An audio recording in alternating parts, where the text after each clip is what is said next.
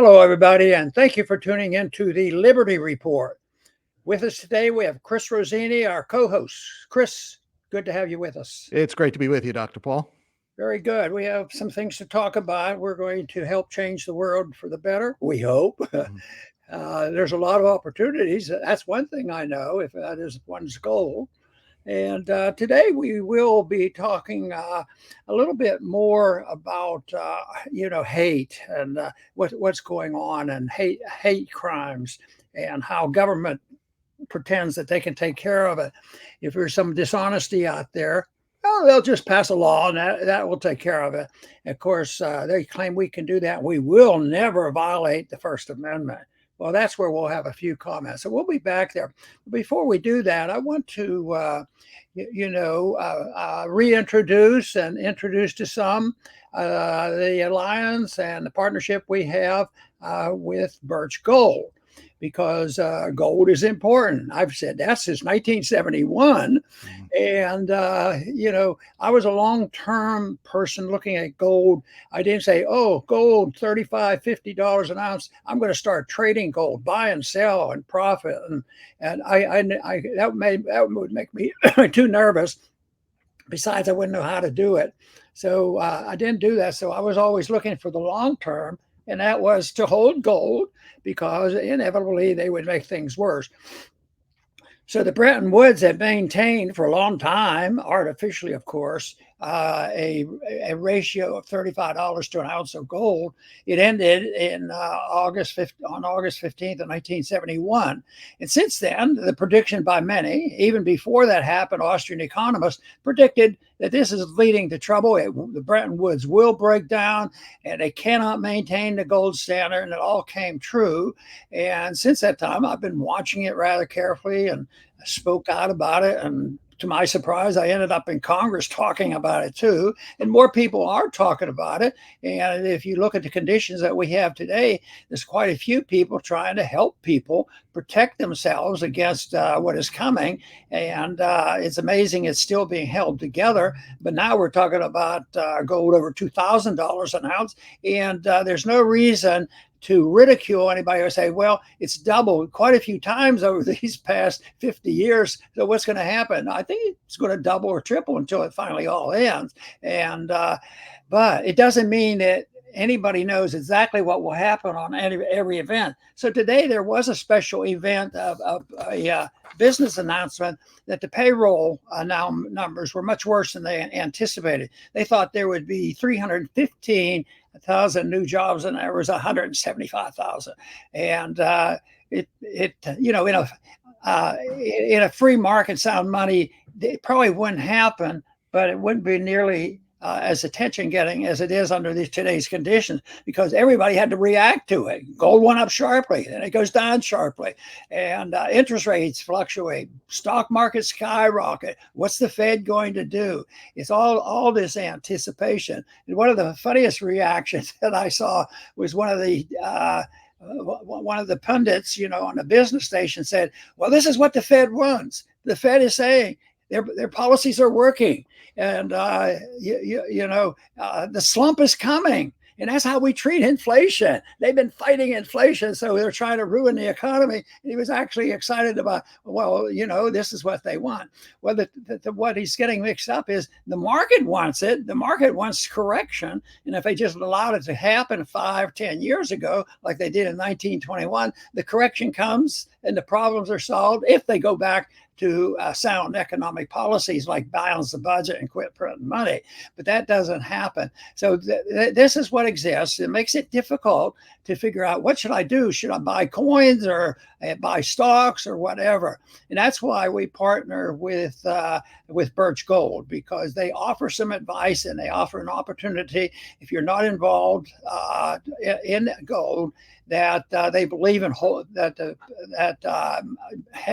the physical gold should be held, and that to the best of my knowledge, they don't advise any wild speculation, which I don't. So this is very important. And what they have offered is, if you text Ron at 989898, you will be connecting with Birch Gold, and they will send you materials to explain how you can invest and protect yourselves by holding physical gold. And it's a little trickier because government does get involved, and they get involved in everything. Just think of the difficulties there was in the early part of the Depression. No, there were big problems, and immediately Roosevelt took all the gold. And I don't think we have to anticipate that, but manipulation is always there, and we have to do our very best to use the facilities that we have to have as many people protected as possible. And there's a lot of talk of which vehicle some use, but I always add on the most important item that we have to protect is our right of freedom and freedom of speech and this sort of thing, because I think the people would figure it out. But anyway, if you're interested in getting more information from Birch Gold, you can text Ron 989898, and they will send you material. There is no charge. Very good. And Chris, we want to talk today a little bit about the marketplaces and what's going on. And it seems like there's a little bit of hatred going on and animosity. I don't know what you want to call it, but the hate speech. It shouldn't surprise us, Chris, that they've been talking, about this, and the problem. It shouldn't surprise us. Oh, the government has a solution to that. There's too much hate speech, and that's terrible.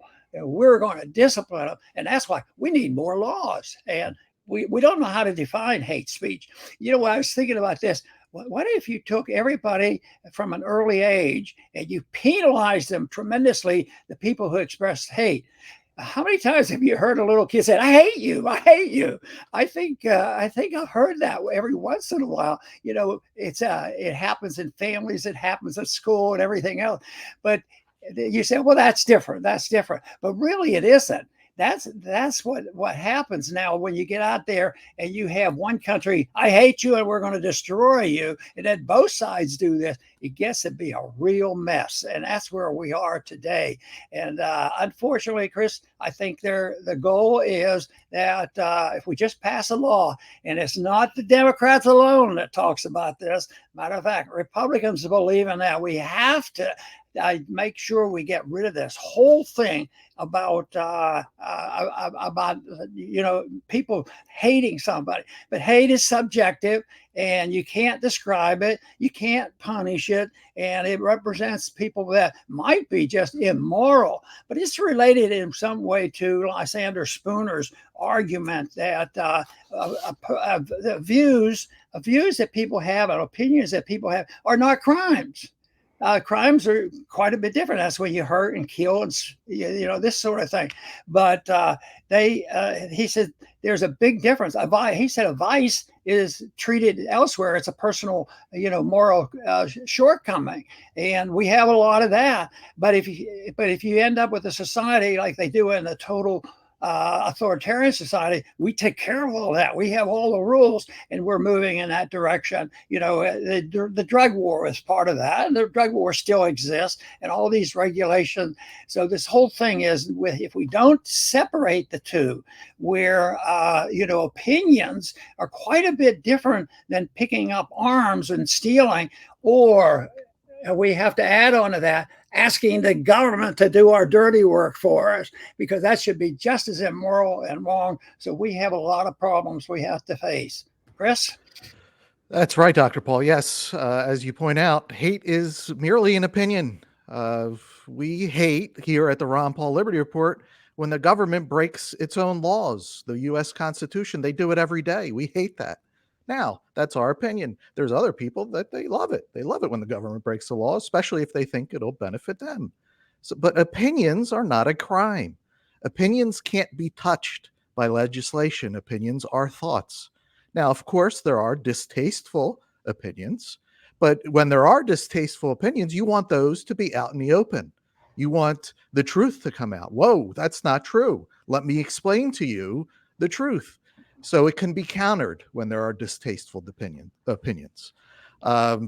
Legislation, when you make it a crime, you're basically pretending that opinion does not exist. Think back at COVID. They were trying to, oh, don't mention natural immunity. The media, don't print it. Don't talk about it. Let's try to deny that it even exists. Now, did natural immunity go anywhere?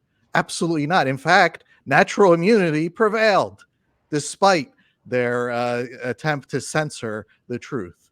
So, the best way to counter speech that is nasty, distasteful, even immoral, is to have more free speech, not try to make opinions, thoughts criminal, because that is the quickest road to tyranny.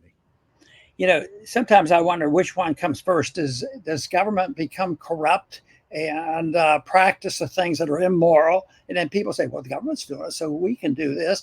Or do the people become immoral and lackadaisical, and then they get preached to about democracy and have majority, and we have to do this, so we send people there to carry out our desires? Well, either way, it involves some moral choices. I happen to think that government is a terrible example. What about all the fighting and the wars and all the terrible things that go on when you manage a welfare state and you punish people for for vices rather than having crimes?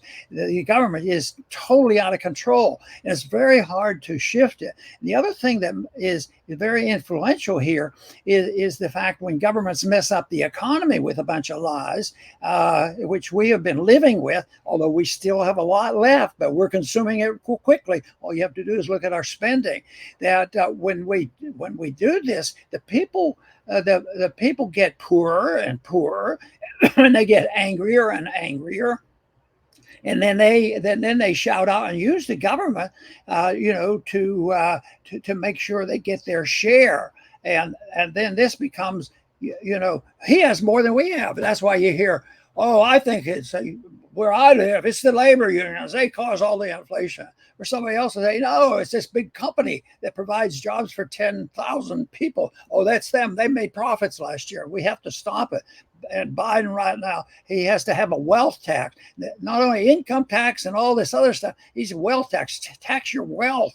And it's endless for a solution to something that they've created. And the people went along with it with the expectation that they were going to get a lot of benefits from it. And they may get benefits on the short run, but the poor people right now are getting in big trouble because they have been receiving a lot of things that were unearned. They didn't earn it. It was the government, and they've spent their time and energy working in politics. How am I going to get my guy in there? But big government, big corporation, that's what they spend a huge amount of their income, because they can make even more once they can control the system as well as the monetary system and the spending in government. So there's a lot of cleaning up that has to be done if we ever expect to change it. But we have to get people to understand exactly what the role of government should be and what it is now, and what can we do to reverse some of those trends. Chris? Yes, Dr. Paul. Once opinions are turned into crimes, boy, does that open the door for every nasty thing you could imagine. And it's so disappointing watching Republican Congress, with this anti-Semitism bill, that so many people are saying this is the craziest thing that has ever been passed by the House of Representatives, because it opens a door. If this were to become law, if the left gets into power, they could turn anything into hate speech. Anything that they don't like, anything that comes out of a Republican's mouth can be deemed hate speech. That's the door that you're opening. And in case you didn't notice, the left is very good at gaining power and holding on to power. That's their specialty. They're not good at creating their utopias. They never do that. But when it comes to gaining power and holding on to it, is this who you want to define what hate speech is? You won't be able to suppose you have a problem with an election and you want to go out and protest. Too bad. You're a Nazi who hates our democracy. Hate speech. Clear them out. Is that what Republicans want? They better really think before they open this Pandora's box, because it will be used against them so hard that their head will spin. One thing that happens under a system like this with moral and financial bankruptcy is that the people do get poorer, and middle class and the poor people get hit the hardest. And they and the poorer they get, the more angry they get. And they do have to find scapegoats. It's never the individual saying, I think I'm a participant in this because, I've really never had to have a job. I've been able to get help. And isn't it wonderful that I've been able to help, and they've helped me have enough money to feed my kids and, all these things. And where would our schools come from? And they don't understand this. Yet, as the country gets poorer and all the benefits that seem to be forever there's less and less of them, the people get angrier and angrier, and that's where they are right now. And that's why they're demanding more control, and the big corporations realize this. So the corporations now for decades have decided to nuzzle up to the government. And even Eisenhower back then said, watch out for the military industrial complex. And it's been growing and growing and growing.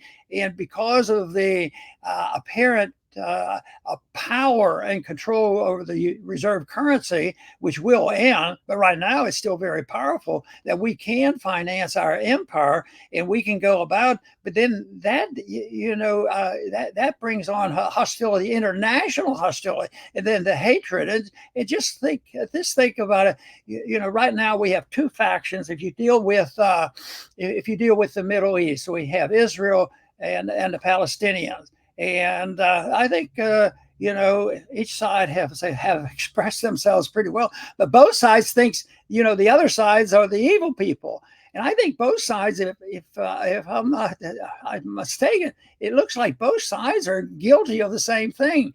Both sides hate the other side, and I see that as a manipulation of way too much outside interference in that area of the world. Whether it was World War I or what happened after World War II and United Nations and NATO and all these things going on, and they instigate these fights, and that's why.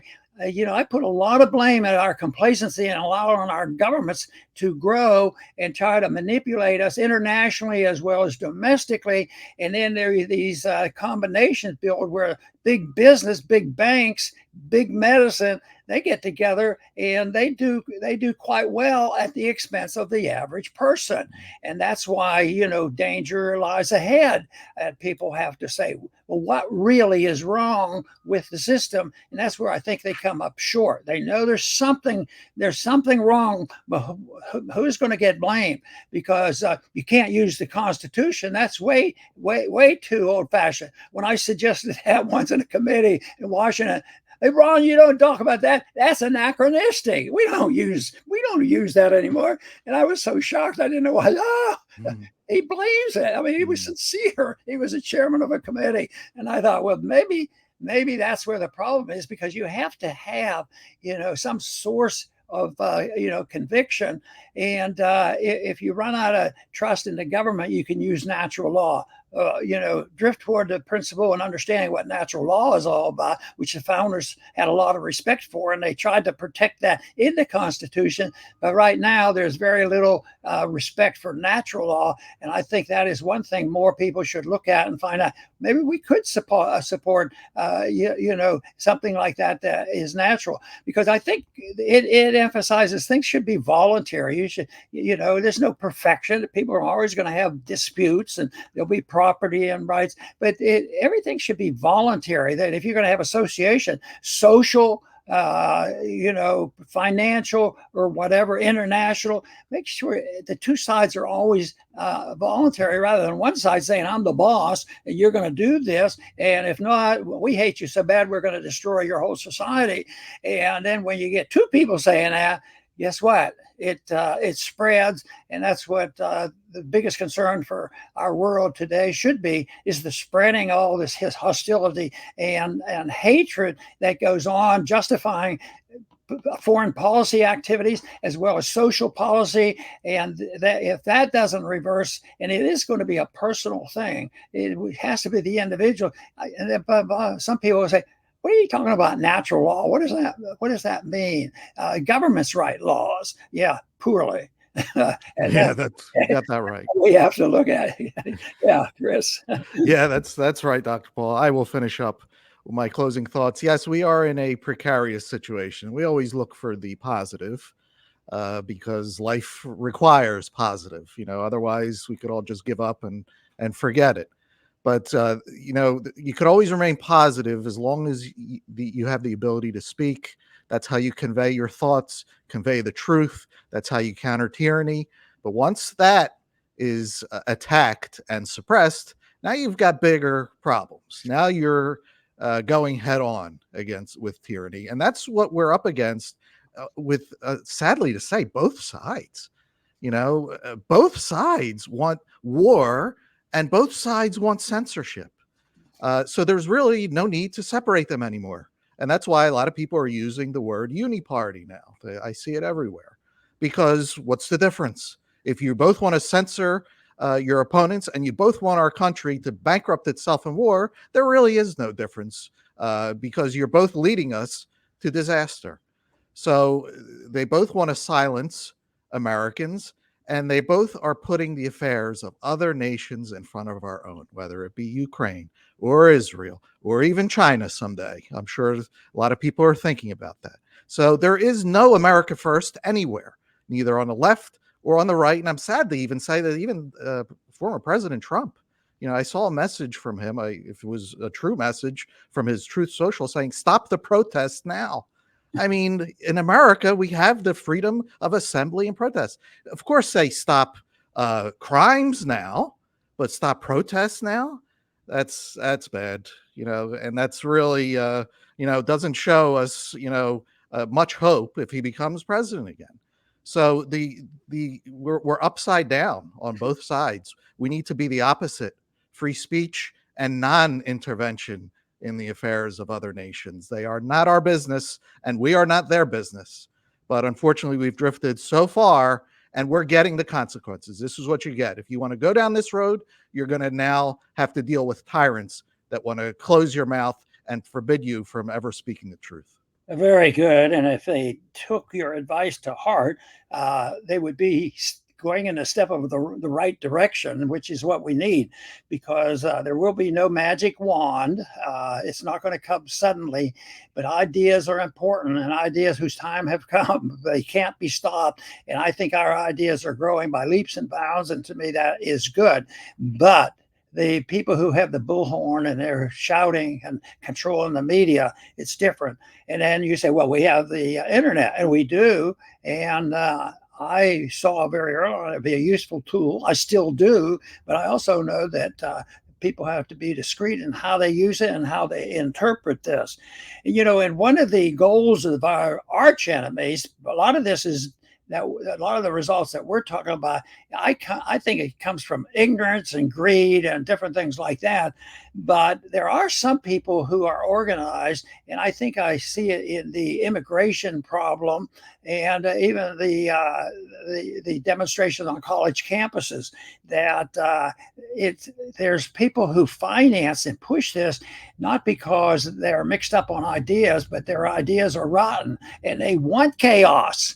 Because it teaches in radical fascism, they say, disrupt the community, chaos in the streets, then we'll march in. Then we can offer them the true option for the chaos that we created. That's what it is. But that's I think a big thing, because I think they do deliberately cause the chaos.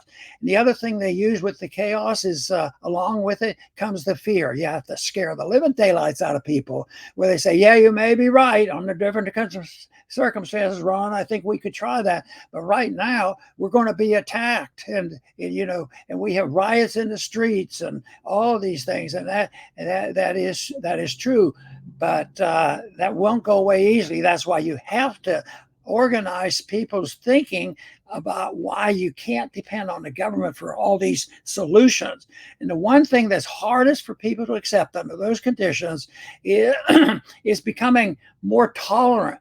There are a lot of bad things under our system. Chris and I have been talking about people, vices and excesses aren't necessarily crimes. If it's just thinking or their habits, and you decide I'm going to make the world perfect by regulating all that, you're in for a lot of trouble. So therefore, you say, and I sort of personally ran into that kind of attitude because early on in my career at Congress, I was preaching that drug wars backfire because the one thing that impressed me was how dumb prohibition of alcohol was.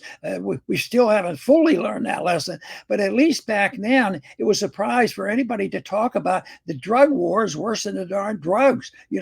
That's the one that violated our civil liberties and violated our speech and all these things. So I thought this was, a good opportunity, but people had to say, what would you do? Would you let people smoke marijuana cigarettes? Not in my house, they can't. But yes, if they have a bad habit, they're going to have to deal with it. They have to deal with it with their loved ones, their family, friends, neighbors, churches, or whatever. But not the government. If you do, you have way too much faith in government, and yet the government is been here for a long time. It will be here for a long time. But minimizing the government, we go a long way to solving just about all our problems. I want to thank everybody for tuning in today to the Liberty Report. Please come back soon.